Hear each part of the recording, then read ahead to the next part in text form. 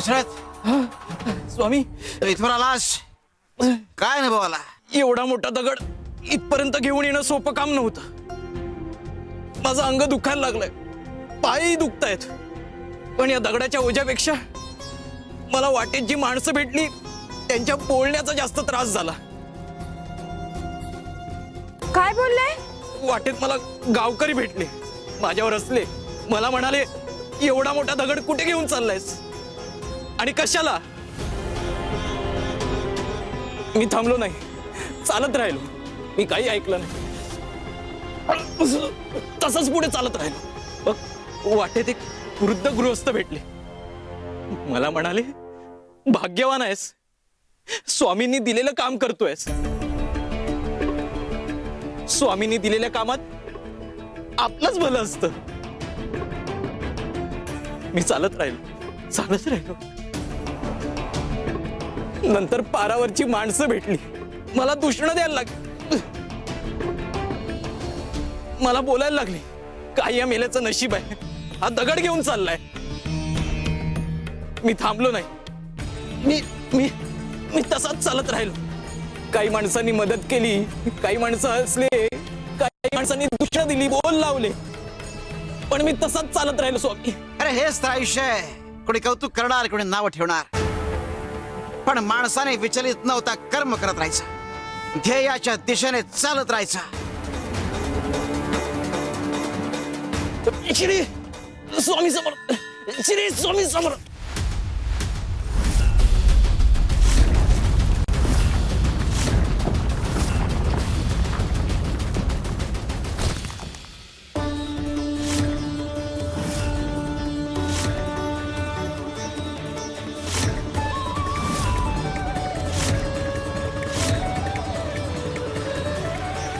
स्वामी, स्वामी, दगड फुटला आणि त्यात शाळीग्राम आहेत. उचले.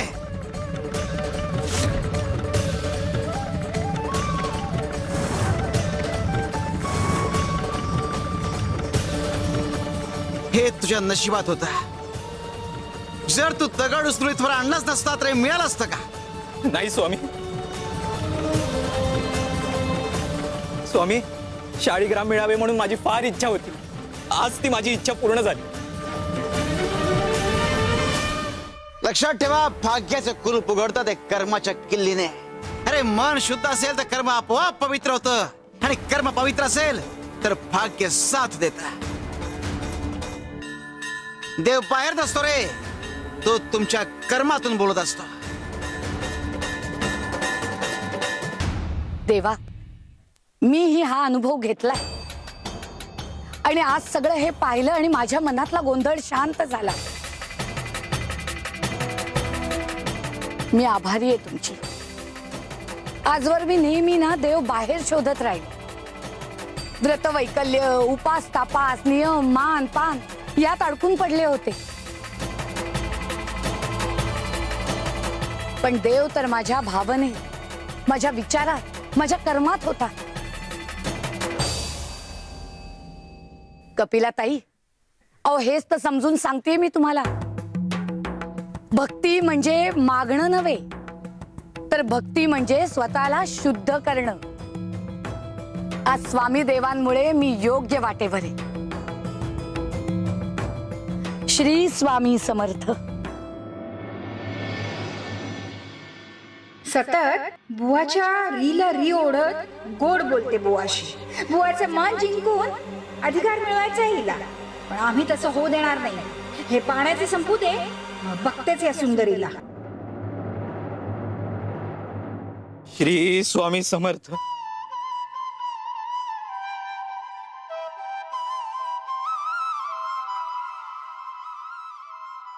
स्वामी, स्वामी, स्वामी वाचवा. हो, सगळीकडे दुष्काळ पडलाय स्वामी. स्वामी, काय संकट आलंय, प्यायला पाणी नाही. स्वामी, पाणी द्या स्वामी, पाणी. स्वामी, या संकटावर काहीतरी मार्ग काढा. पाणी हवाय? होय स्वामी, आम्हाला पाणी द्या. बा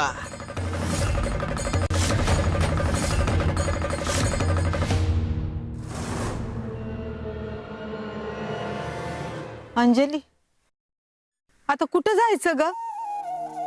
ना पाडा, ना पाणी, ना आसरा. तू समधीकडे दुष्काळ पडलाय. नदी कोरड्या, विहिरी कोरड्या, पाण्याचे एक थेंब नाही. दुष्काळ आणि अचानक हे सगळं हिच्यामुळेच झालंय. माझ्यामुळं तू त्या मानवच्या घराला इटाळ केलंस, तसं कुठल्या तरी देवाचा बी इटाळ केला असेल. नाहीतर देवाचा कोप झाला नसता. अहो नाही, असं काय बी नाहीये. आम्ही कुणाचाच अपमान नाही केला. आम्ही तर लोकांच्या भल्यासाठी सगळं. भल्यासाठी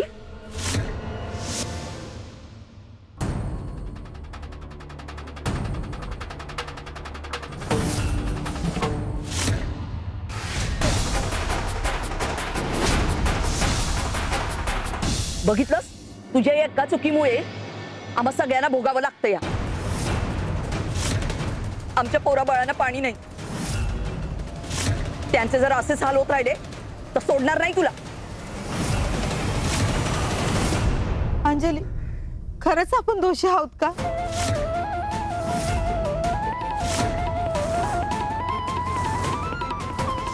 अन्याय जेव्हा सत्तेचा मुखवटा घालतो तेव्हा न्याय दैवी गर्जनेतून बरसतो.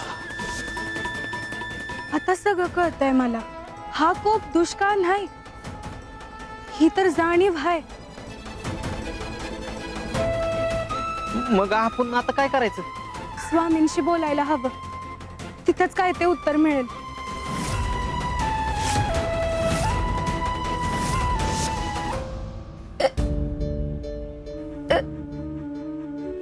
शशिकला, अगं माझ्या उचक्या काही केल्या थांबतच नाहीत बघ.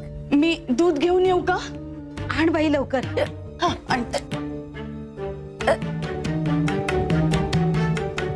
आई, हे घ्या. पाणी नाही तर हे पिऊन बघा.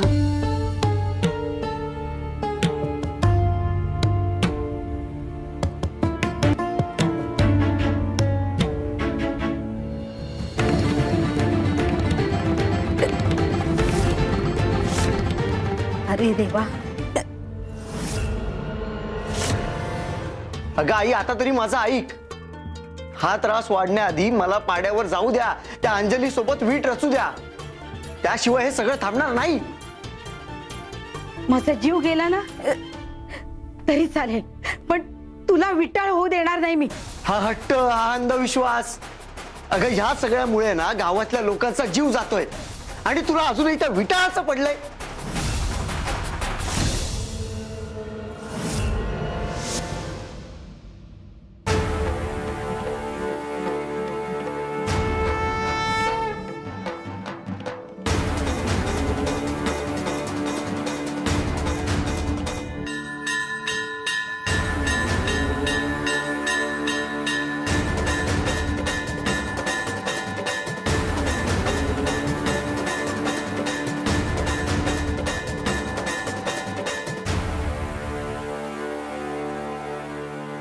शिवशंकर शंभो.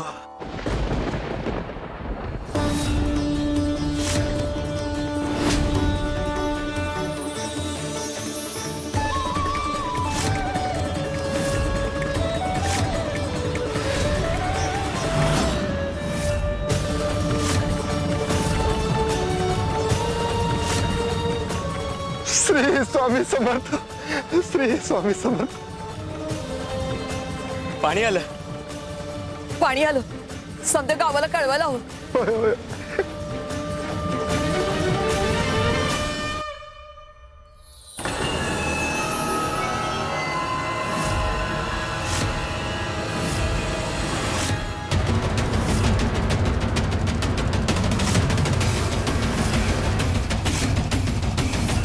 पाणी हवंय ना, घ्या प्या. स्वामी, अहो हे पाणी दूषित आहे. कसं पिणार? हो, दूषित पाणी चालत नाही. अरे मग दूषित विचार मनात आणि डोक्यात घेऊन जगतात कसे?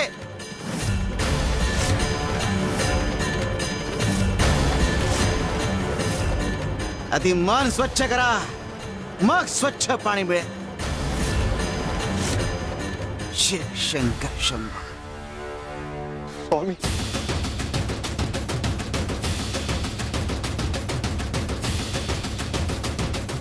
हे बघा, पाणी दूषित असो किंवा नसो, मला ताण लागले, मी पिणार आहे.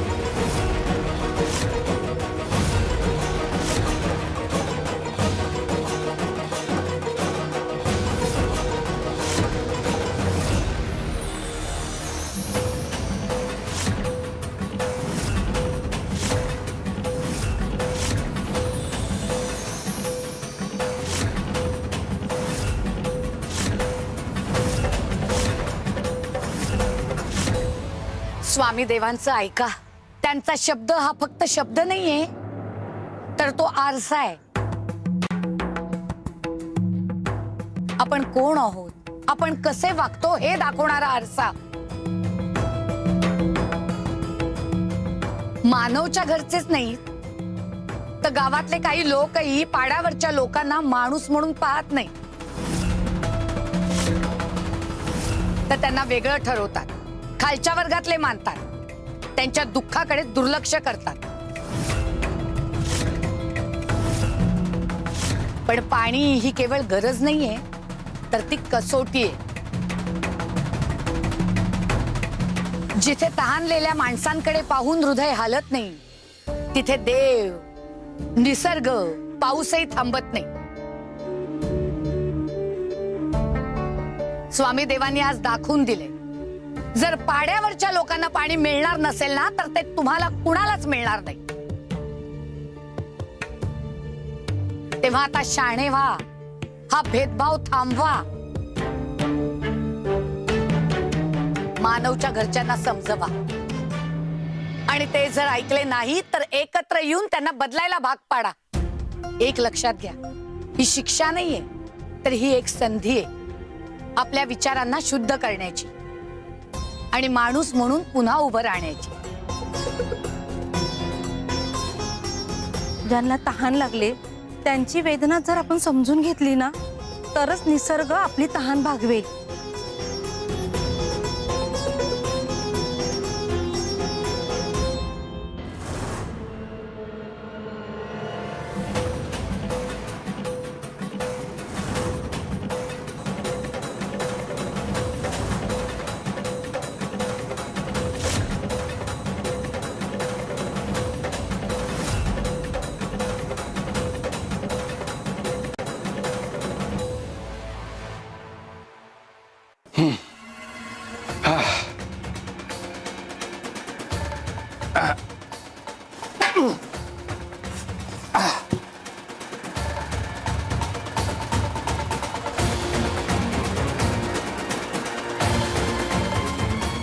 अगं ताई, मी शेजारच्या गावी जाऊन आलो. अगं तिथं अशी परिस्थिती नाही आहे. अरे मुबलक पाणी आहे तिथं. हे बघ, मी पाणी घेऊन आलो अंडावर. दे आईला, दे पाणी दे. देवा, पाहुलास रे.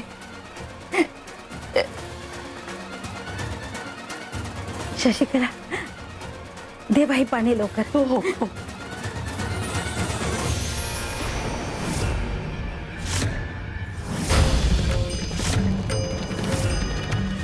अरे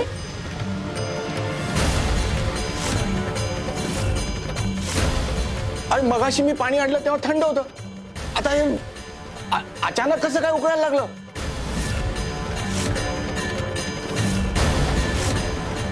शशिकला, अगं हे तर उकळत पाणी आहे. घ्या. पाहिलं, स्वामींचा कोप अजून ओढावून घ्यायचा असेल ना तर घ्या. चाललो मी. कुठे जाऊ नकोस तू, थांब इथे. मामा, मामा दार उघड. मामा,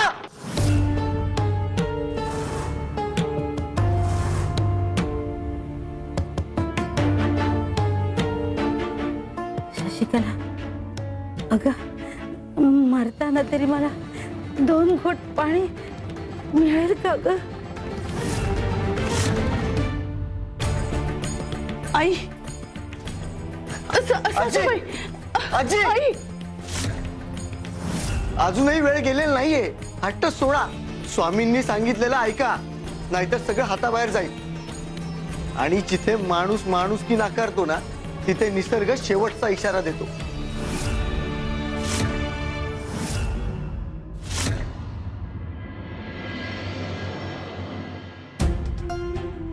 श्री स्वामी समर्थ.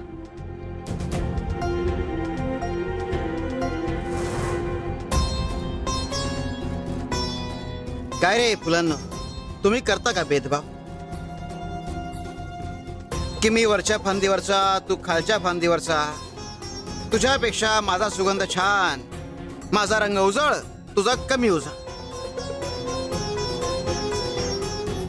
अरे माणसांच्या सहवासात राहून सुद्धा तुम्ही माणसांचा गुणधर्म घेतला नाही, याचं आश्चर्य वाटतं आम्हाला.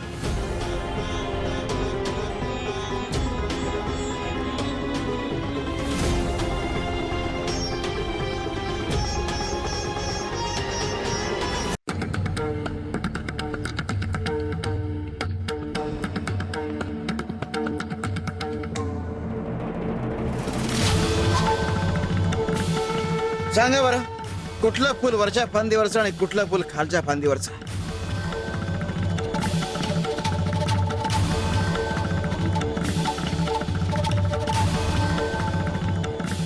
नाही स्वामी, नाही ओळखता येत.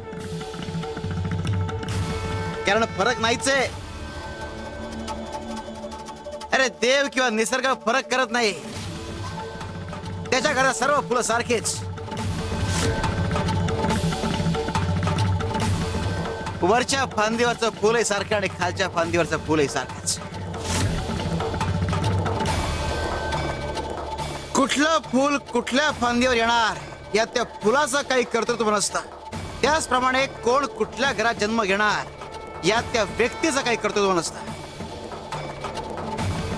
आणि ज्यात तुमचं काही कर्तृत्व नाहीये त्याचा माज कसला करताय? माज करणाऱ्यांना धडा शिकवायला. स्वामींना काय सुचवायचंय हो? कदाचित भेद करणारा माणूस हा सुगंध गमावतो आणि शेवटी उन्हात कोमेजतो, असं काहीतरी असेल. हो सुंदरा मावशी, अगदी बरोबर बोलताय तुम्ही. शिव शंकर शंभो.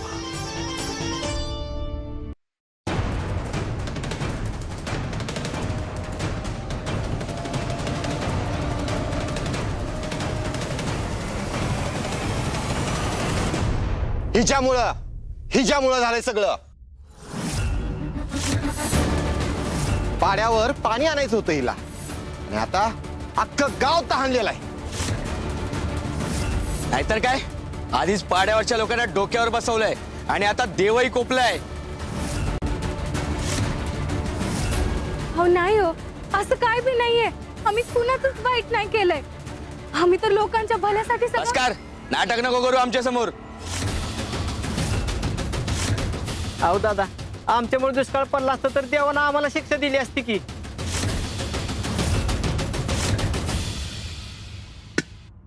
औदसी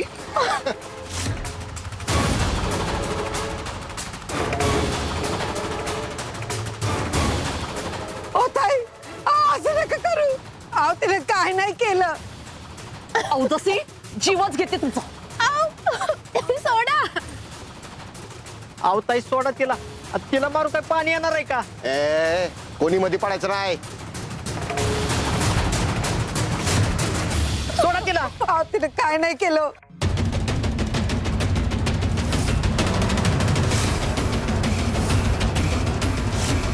हे काय झालं? हिने काय जादू टोना केलं की काय?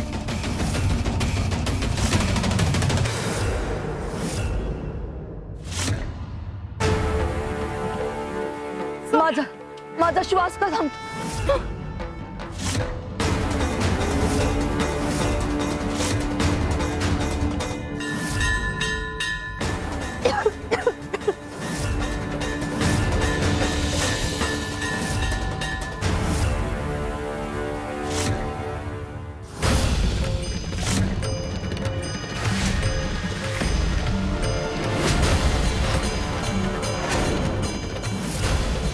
इतरांना त्रास द्याल तर तुम्हालाही त्रास सहन करावा लागेल. गावावर तुमचा कोप झाला हे माझ्या लक्षात आलंय, पण मी तुम्हाला विनंती करते, हा कोप थांबवा. मला यांचे हाल नाही बघवत. उगाच पाड्यावरच्या लोकांसाठी गावकऱ्यांचे हाल नग.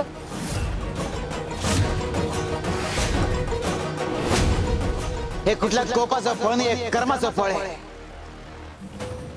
प्रत्येक जण ज्याच्या त्याच्या कर्माचा परिणाम भोगतोय. मग पाड्यावरचा पाणी प्रश्न कधी सुटायचा? त्याला दुसरा काय मार्ग नाही का?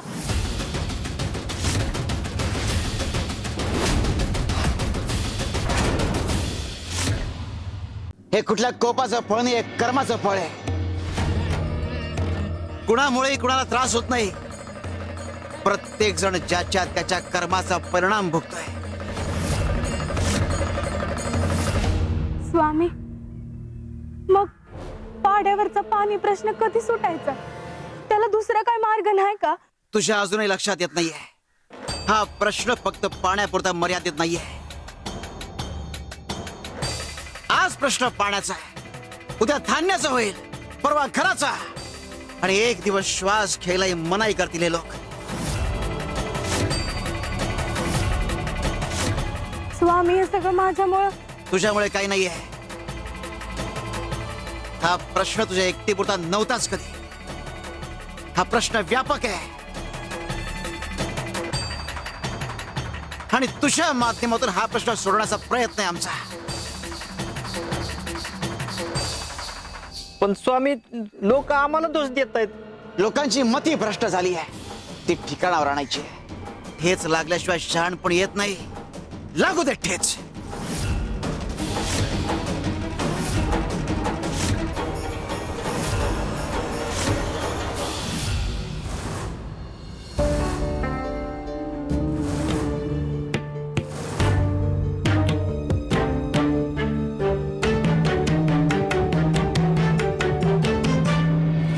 स्वामी, माझी आजी पाण्या वाचून तडफडते हो. पाणी नाही मिळालं तर तिचा पाण्या वाचून जीव जाऊ शकतो. तिला थोडं तरी पाणी द्या.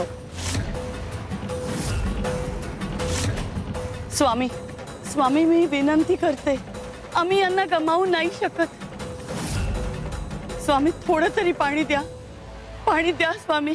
आता पाणी मिळेल ते फक्त पाड्यावरच्या विहिरीवरच.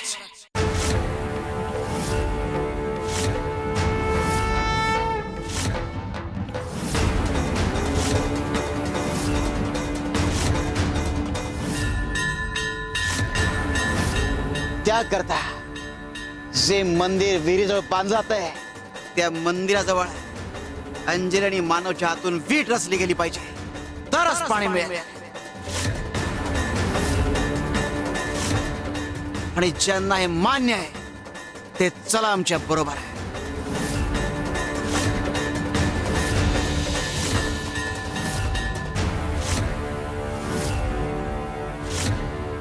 शिव शंकर शंभा.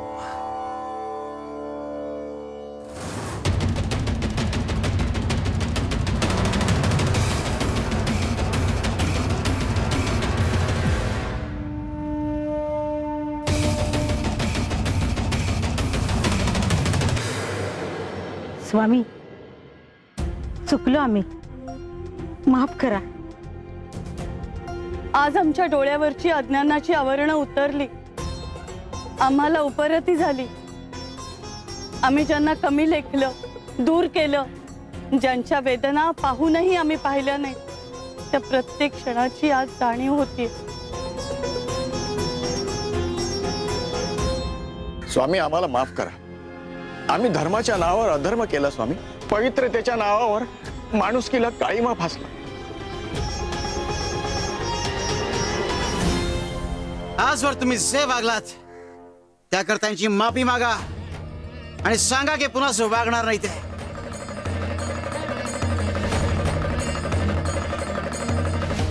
अंजली, मनापासून माफ कर मला. आम्ही पुन्हा कधीच असं वाईट वागणार नाही. आम्ही देव शोधत होतो, देवळात, विधीत, नियमात, पण माणसात देव असतो हे विसरलोच होतो आम्ही. स्वामी, आज मन झुकलंय, अहंकार गळून पडलाय. भीतीनं नाही तर समजुतीनं. स्वामी, स्वामी आम्हाला माफ करा. इतकंच नाही, आम्हाला बदलण्याची ताकद द्या. आज आम्हाला कळलंय की उपरती म्हणजे शिक्षा नव्हे, उपरती म्हणजे नव्या जन्माची सुरुवात आहे. स्वामी आम्हाला माफ करा. मी चुकीचं वागलो, नको ते बोललो. आम्ही भेद केला, माणसांमध्ये भिंत उभी केली. मी तर अंजलीचा जीव घ्यायचा प्रयत्न केला. लक्षात ठेवा, कर्मठ विचार हेच तुमचं खरं दारिद्र्य आहे. अरे पाणी नव्हतं म्हणून संकट नाही आलं, तर माणूस की नव्हती म्हणून संकट आलं.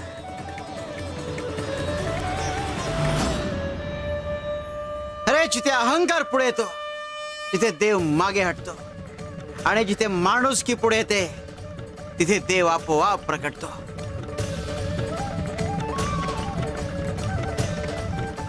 म्हणून कर्मठपणा सोडा, भेदभाव सोडा. अरे देव वाट दाखवतो, पण त्या वाटेवर चालण्याची हिंमत माणसालाच दाखवावी लागते. अरे निसर्ग कोणाचा शत्रू नाही, तो केवळ आरसा आहे.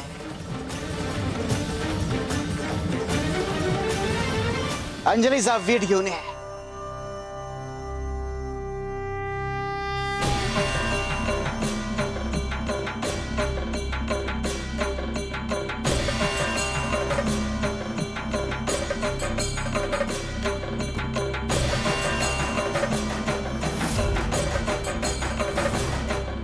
मानव,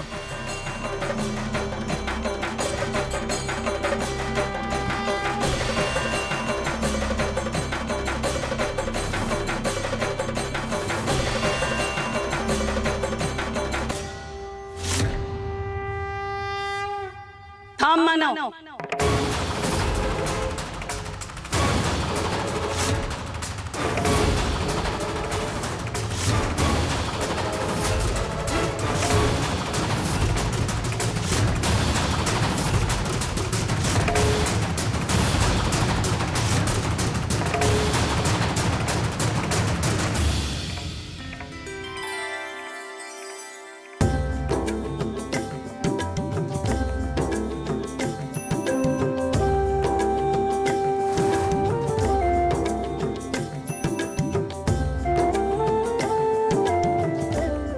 अरे खुशाबा, तू तिकडे काय करतोयस? ये, हाताला हात लाव, ये.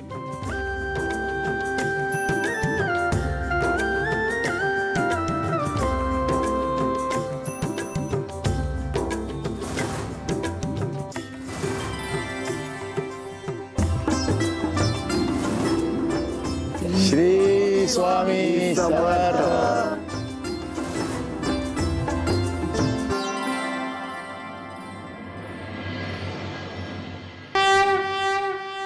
धन्यवाद अंजली. अंजली, तू देवी आहेस बघ.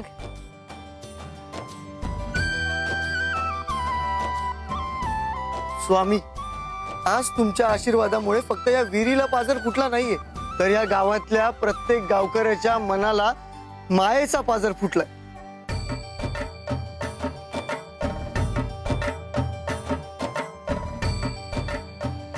स्वामी, तुम्ही आज माझी स्वप्न पूर्ती केली.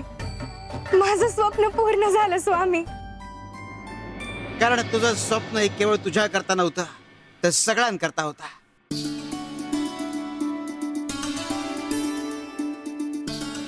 आज आम्ही जे अट ठेवली होती ते ठेवण्यामागचं कारण एकच होतं, आमच्या भक्ताचं स्वप्न पूर्ण करणं. कारण आमच्या भक्ताचं स्वप्न हे केवळ त्याच्यापुरतं सीमित नव्हतं, तर ते समाजाच्या कल्याणाकरता होता.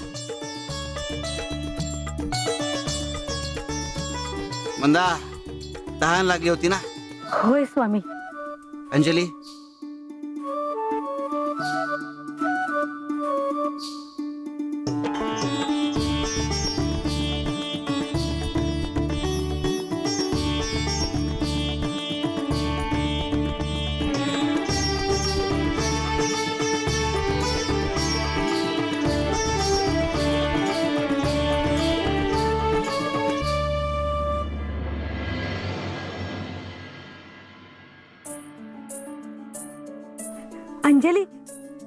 पाणी वाया घालू नकोस हा. पाण्याचं महत्व कळलंय मला.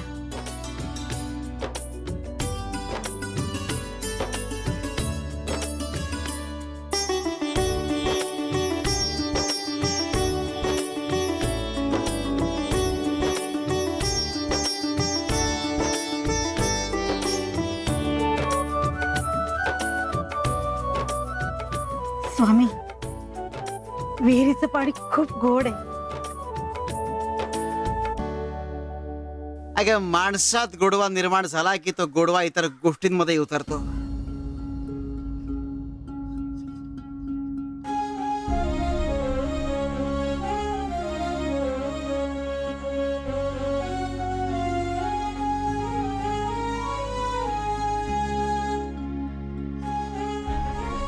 लक्षात ठेवा, भेदभाव, जात पात, ऊच नीच, वरचा वर्ग खालचा वर्ग हे सगळं मनातून काढून टाका. कारण हे मनातून काढणं म्हणजेच माणसाला माणसाजवळ आणणं. देवाला देवाऱ्यातून काढून माणसाच्या अंतःकरणात बसवणं.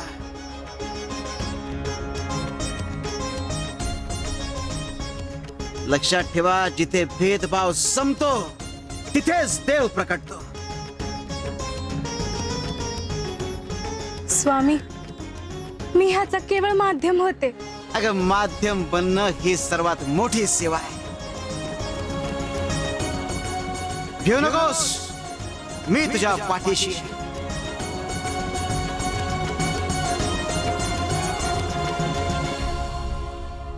अनंत कोटी ब्रह्मांड नायक राजाधिराज योगीराज परब्रह्म सच्चिदानंद अक्कलकोट निवासी सद्गुरु श्री स्वामी समर्थ महाराज की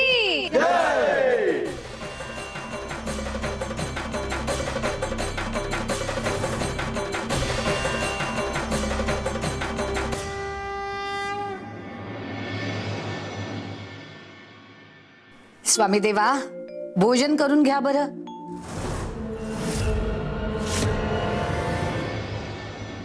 सुंदरा मावशी, अहो अहो स्वामी तिकडे.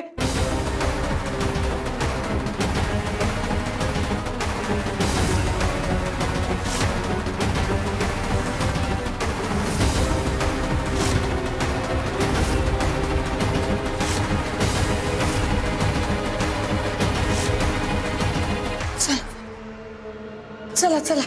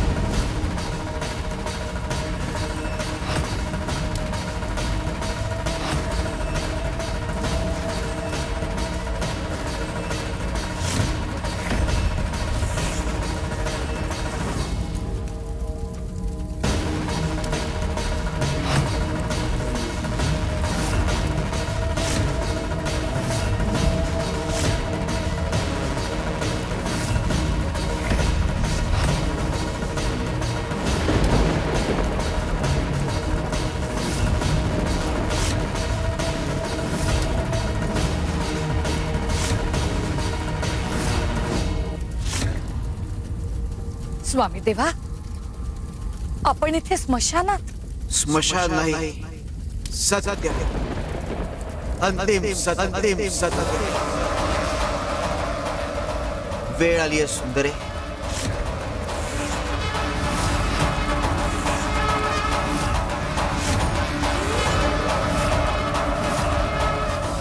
आम्हाला उंच जायचं, खूप उंच.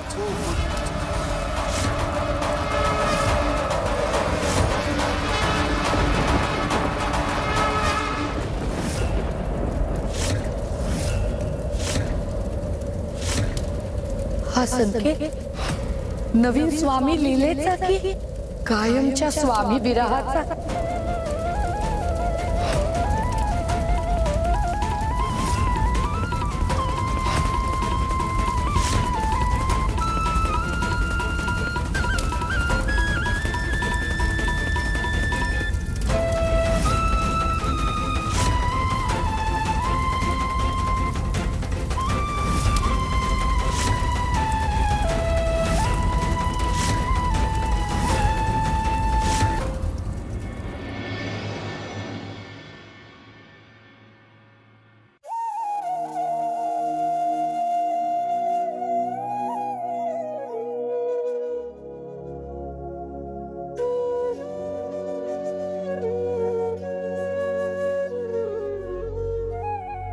हे पहा, धीराने घ्या.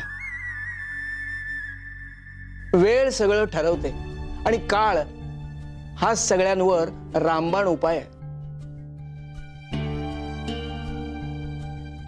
सोपान भाऊ ते कुठे दिसत नाहीयेत. मी बोलावते.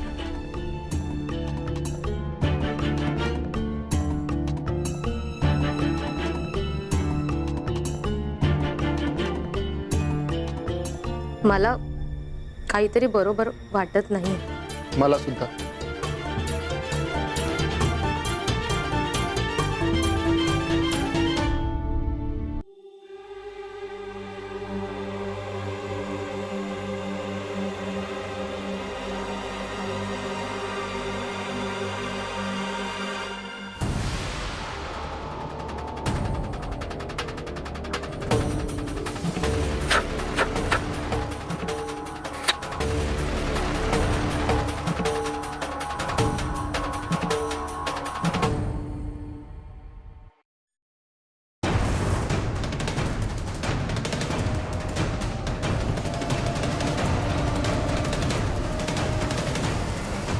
हो, हे काय करताय? तुमच्या वडिलांचं 13 वय. घरात गावकरी सांत्वन करायला जमा झालेत आणि तुम्ही काय इथे नशा करत बसलाय? ए, मला दुःख झालंय ना म्हणून करतोय. हो का? तुम्हाला ना फक्त निमित्त हवं असतं. नशा करण्यासाठी एक कारण हवं असतं. रोज काही ना काहीतरी दुःख असतंच ना तुम्हाला. ए गप्पा बस. तू आता माझं दुःख मोजते का? हे बघा, थोडा हळू आवाजात बोला. घरात लोक जमा झाली आहेत याचं तरी भान ठेवा. गोपाळ बुवा आलेत आणि गावकरी सुद्धा आलेत. तुम्हाला विचारतायत. बरं झालं. हे बघ, मला ना आज सगळ्यांच्या समक्ष एका गोष्टीचा सोक्षमोक्ष लावायचाच आहे.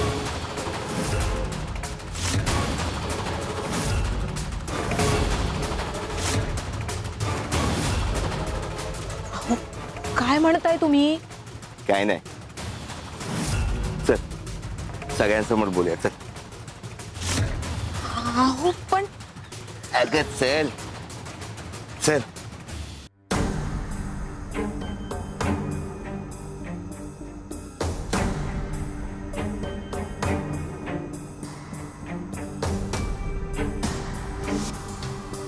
सोपान भाऊ, अहो काय ही तुमची अवस्था? म्हणजे वडिलांच्या जाण्याने दुःख झालंय आणि ते पचवणं खूप कठीण आहे, हे मान्य आहे. हे पहा, देव तुमच्या पाठीशी आहे. अहो तुमच्या वडिलांचा आशीर्वाद तुम्हाला आहे आणि तुम्ही हे काय करताय? अहो नमस्कार तरी करा. सगळे बघताय. हे नमस्कार, आशीर्वाद हे सगळं खरंच असतंय का? अहो आजच्या दिवशी आपण कसं वागावं याचं तरी काही भान ठेवा.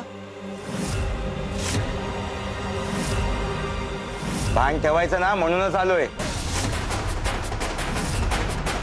गोपाळ बुवा, हे बघा, आज ना मला काही गोष्टी स्पष्टच बोलायच्या आहेत.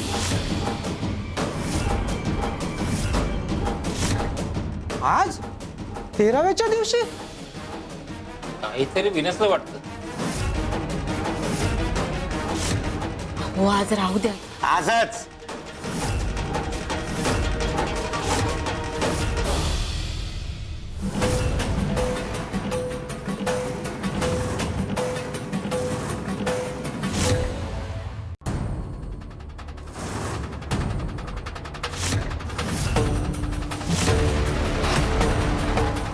देवा, पाणी देऊ का? जो जिसकी अमानत है वो उसे मिलकर रहेगी.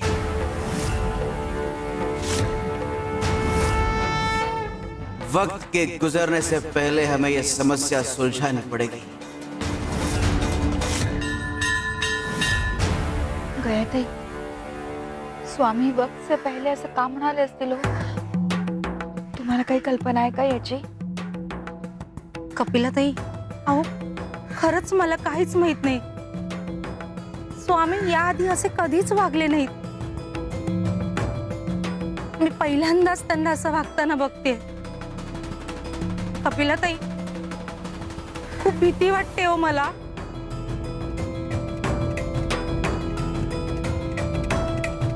मी दिव्यात तेल घालते. हा, राहू दे. सुंदरा मावशी, स्वामी असे का वागतायत हो? मला नाही कळत ते असे का वागतायत.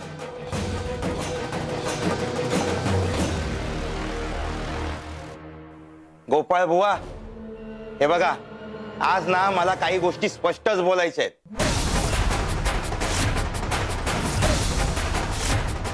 आज 13व्याच्या दिवशी काहीतरी विनसलं वाटतं.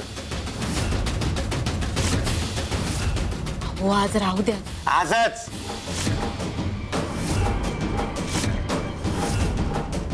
कारण कसं आहे ना, काही प्रश्नांना वेळेची वाट बघायची नसते. असं आतमध्ये ना असं खात राहतं.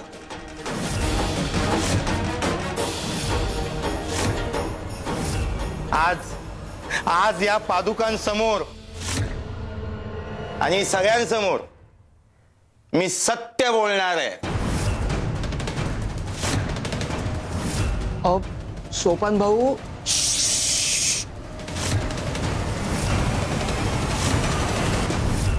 आता मी काय सांगतोय ना ते नीट ऐक.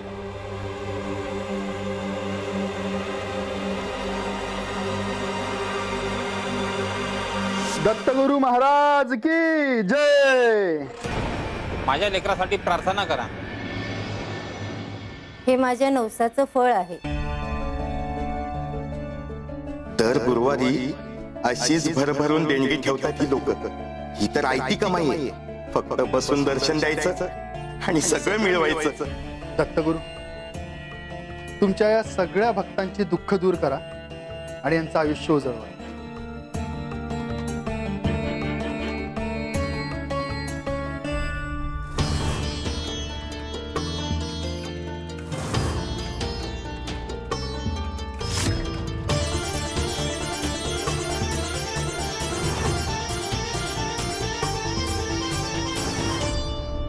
माफ करा, पण हे परत घेऊन जा. वहिनी, हे काय करताय? हे आम्ही श्रद्धेने अर्पण केले. श्रद्धा आम्ही स्वीकारली आहे. तुमचा भाव दत्तगुरूंपर्यंत पोहोचला, पण वस्तू ठेवणं हे गरजेचं नाही. आमच्या भावनेचा मान म्हणून तरी ठेवा. मान म्हणूनच तुम्हाला अर्पण करू दिलं, पण पादुका या घरात धन साठवण्यासाठी आलेल्या नाहीयेत. ते माणसाला माणुसकी शिकवायला आलेले आहेत. आज कळलं, देव पैशाने नाही तर भावनेने खुश होतो.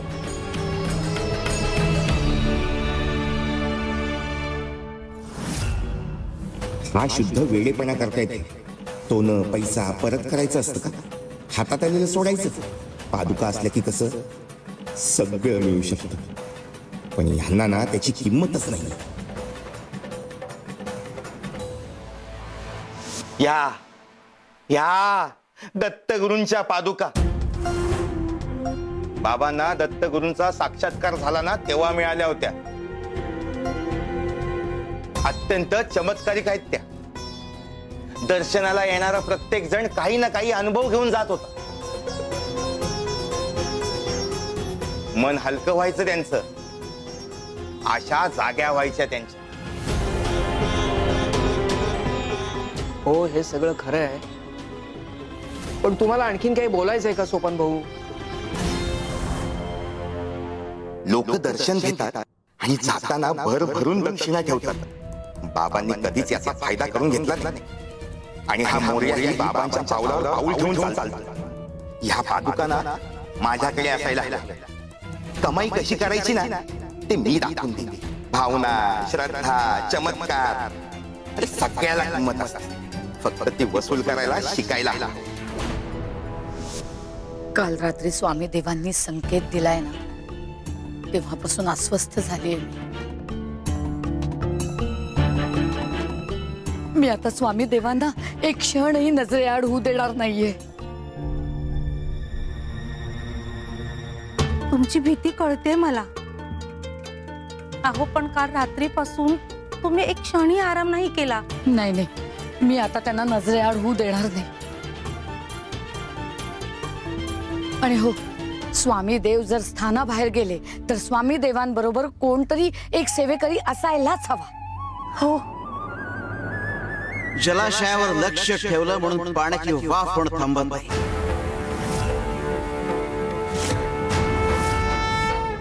सूर्यावर लक्ष ठेवलं म्हणून तो त्याचं काम करणं थांबवत नाही. त्याचप्रमाणे आमच्यावर लक्ष ठेवलं म्हणून नियतीच्या मनात जे आहे ते बदलत नाही. तर आमच्यावर लक्ष ठेवाल तर देह दिसेल, पण आमचं कार्य पूर्ण झालंय की नाही हे फक्त नियतीला ठाऊक आहे. लक्ष ठेवायचं तर ठेवा, पण आमच्यावर नाही. आम्ही दाखवलेल्या मार्गावर, त्या मार्गावर चालाल तर प्रत्येक पावलावर आम्ही तुमच्या सोबत असू.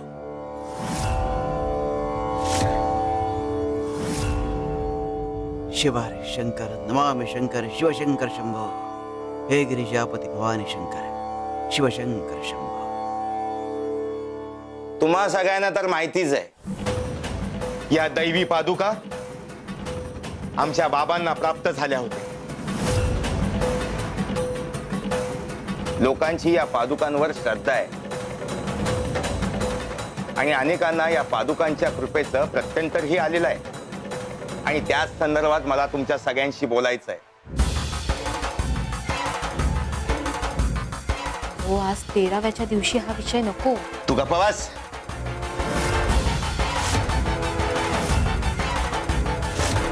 हे बघा, आमचे बाबा हयात असताना मी त्यांच्याशी बोलून आमच्या संपत्तीची वाटणी केली होती, पण तेव्हा पादुकांची सेवा स्वतः बाबा करत होते. म्हणून पादुका कोणाकडे असाव्यात हा प्रश्न तेव्हा उपस्थित झालाच नाही.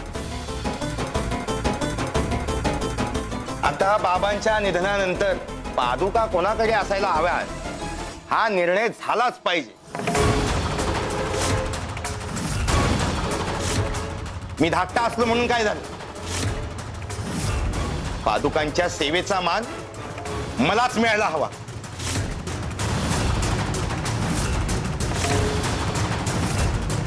अरे आज बाबांचं 13वं. आज हा विषय नको, आपण यावर उद्या बोलूया. नाही, उद्या नाही,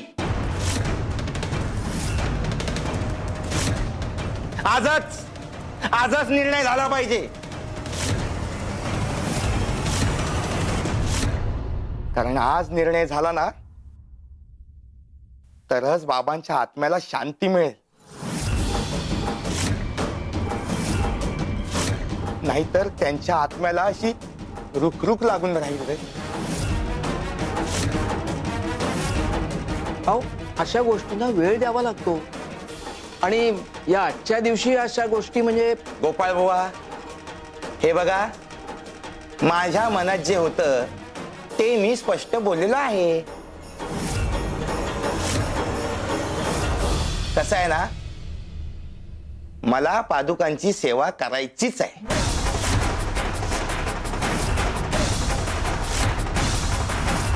अहो, थोडं थांबा. सगळ्यांसमोर असं. तू गप्प बस. बायकांना ना या गोष्टी कळत नाही. तू ना मध्ये मध्ये बोलू नकोस. शांत बस तू. सोपान, आपण दोघं मिळून सेवा करूयात.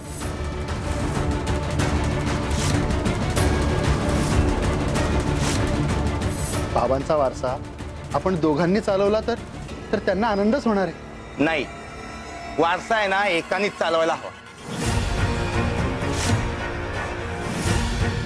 कसं आहे ना, नाहीतर सेवेत आहे ना कसली ना कसली कुचराई होईल, मतभेद होतील, वाद होतील. आणि हा, तेच मला नको. पादुका कुणाकडे राहणार आहेत याचा निर्णय व्हायला हवा. हा ते बरोबर आहे. हा विषय मार्गी लागला पाहिजे, नाहीतर यांचं रोज भांडण होईल आणि रोज हा विषय मांडला जाईल. हो सोपान भाऊ, ह्या पादुका मोऱ्या भाऊकडे राहिल्या तर तुम्हाला अडचण काय? बस गोपाळ बुवा, मला त्या विषयावर चर्चा नको. मला काही नको. जशी दत्तगुरूंची इच्छा. श्री गुरुदेव दत्त.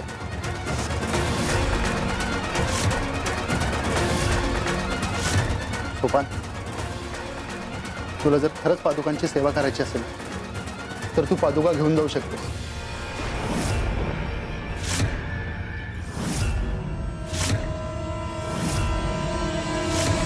आम्ही दर्शन घ्यायला येत राहू. शेवटी काय, आपल्या घरातलं कुणाकडनं तरी सेवा होणं हे महत्वाचं.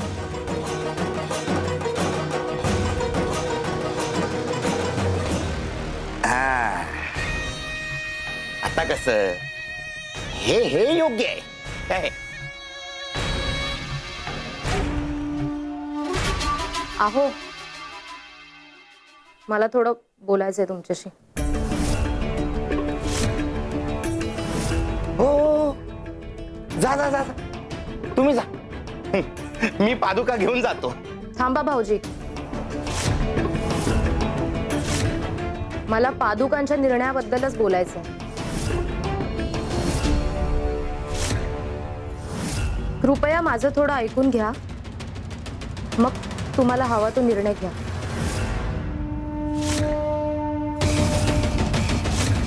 सोपान, या घरात बाबांनी कायम सगळ्यांच्या मताला महत्व दिलंय. मलाही तिचं मत जाणून घेऊ दे.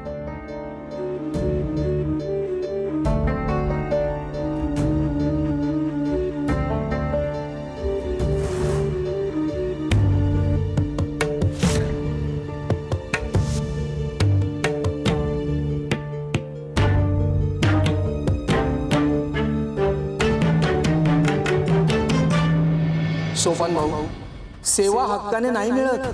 हेतू शुद्ध असेल तेव्हाच लाभते. कधी कळणार यांना कोणाच ठाऊक. काय झालं पद्मिनी? का अडवलंस मला? नाही म्हणजे सगळ्यांसमोर थांबवण्याची गरज काय होती? मला माफ करा.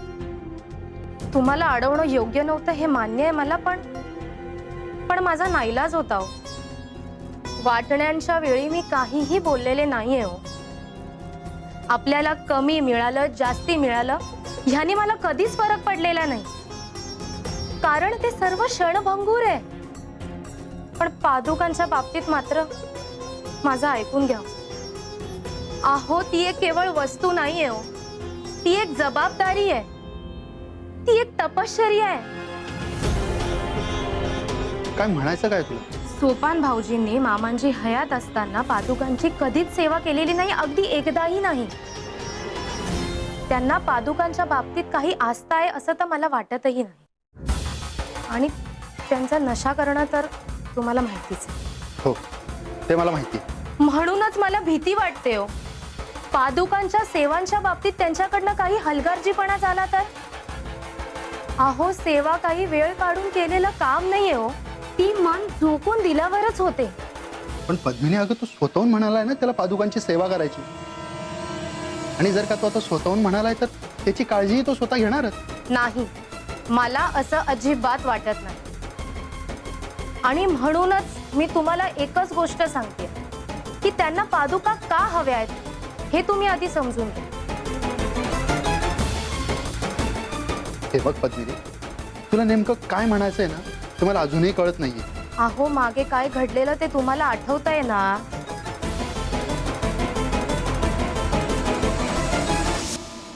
खूपच उशीर झालाय. कोणी बघितलं ना तर अनर्थ होईल. हा कुठे राहिला? तुम्हाला हेच हवं होतं ना?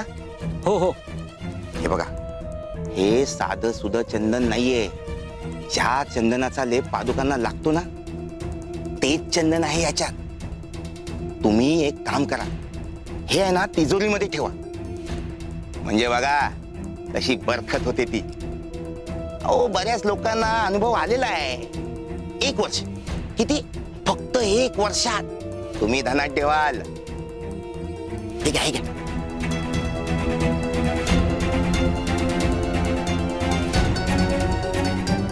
तुमचे उपकार मी कधी विसरणार नाही.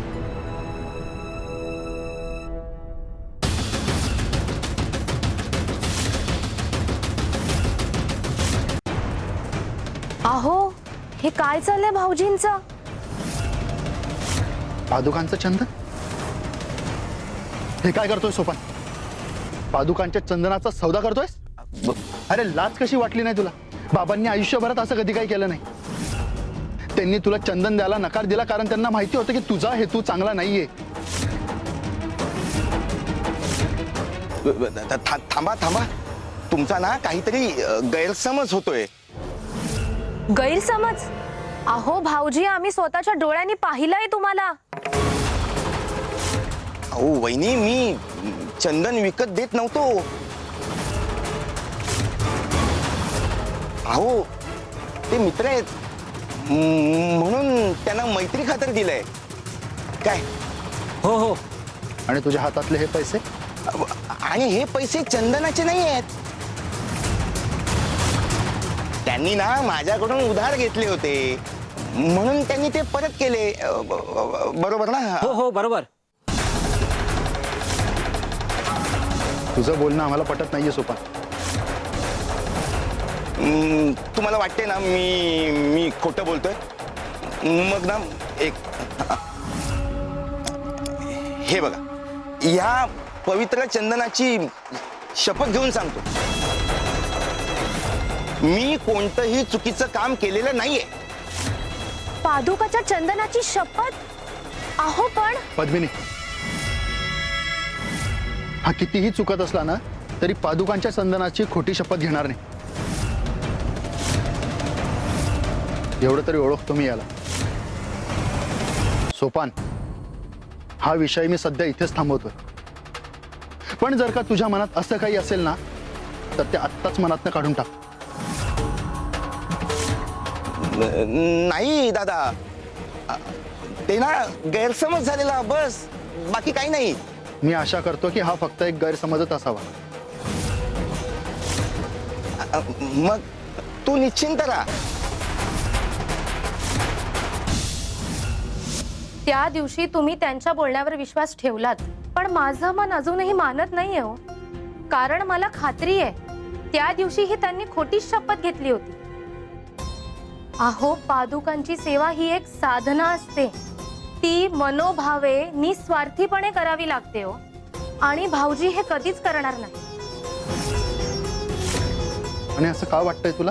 कारण मला त्यांच्या डोळ्यात सेवा नाही स्वार्थ दिसतो.